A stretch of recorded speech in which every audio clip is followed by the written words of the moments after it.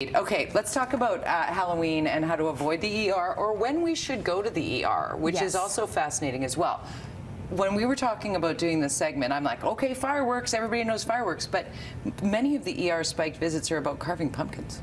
Yeah, severe hand injuries from pumpkin carving. So really, adults should be doing the pumpkin carving. Kids can mark on the pumpkin with markers or use glitter, but let the adults use the knives. They're very adept at separating the gunk from the seeds, and then you can bake the seeds. Delicious. Yes. Now, let's talk about, it's obvious that fireworks are a dangerous part of the celebration, if not used correctly or if not purchased legally, but there are even added risks if you think, oh, it's just put one in my pocket, or... That's right. You don't want to put fireworks in your pocket because the friction can set them off. You just have to treat the fireworks with respect, right? Follow the label. Make sure people are not close to you. Use eye protection and hand protection. What about the stuff that's left over from the fireworks? Don't touch that because it can ignite anytime. You don't know if it's all been ignited yet, so don't let kids touch that. Kids can use sparklers, though. Sparklers are fun. Well, really, kids probably shouldn't be holding sparklers. No. Just because they get really hot. Like the top can be over 900 degrees Celsius, which can melt gold.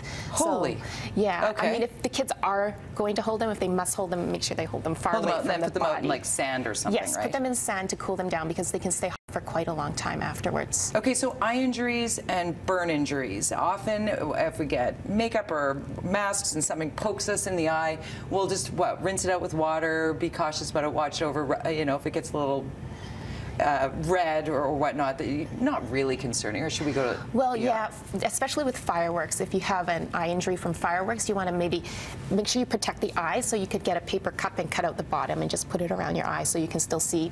Try not to touch it or do anything with it. So we're not rinsing it out with water or anything like that at that point? Probably not with the fireworks, but with other things that get in your eye, just, you know, like dust or other things, maybe particulate matter, you can rinse it out with water. Right, but something that's chemical and such, not so much. Yeah, just get to the ER as soon as possible. And then with burns, run it under cool water. Okay, so we are supposed to. It's not put butter on it.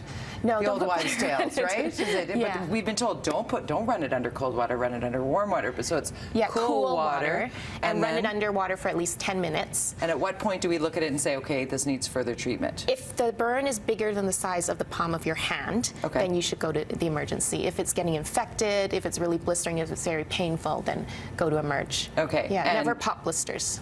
Never pop blisters. Yeah. Obviously, with kids, we're going to make sure that they're wearing costumes that fit them properly and they're good pedestrians. Yes. So you want costumes that are loose enough so that they can have warm clothing underneath, but not so loose that they will trip. So tripping is a big hazard. It's a cause of broken bones and scrapes on Halloween night. Okay. Well, let's hope that we can keep everybody safe and remember to be aware of the candles, the extra hazards that might be around when it comes to a Saturday night Halloween. Dr. Yvette Lu, always available. Great follow on Twitter and on Facebook for excellent information. Thanks for being here as always.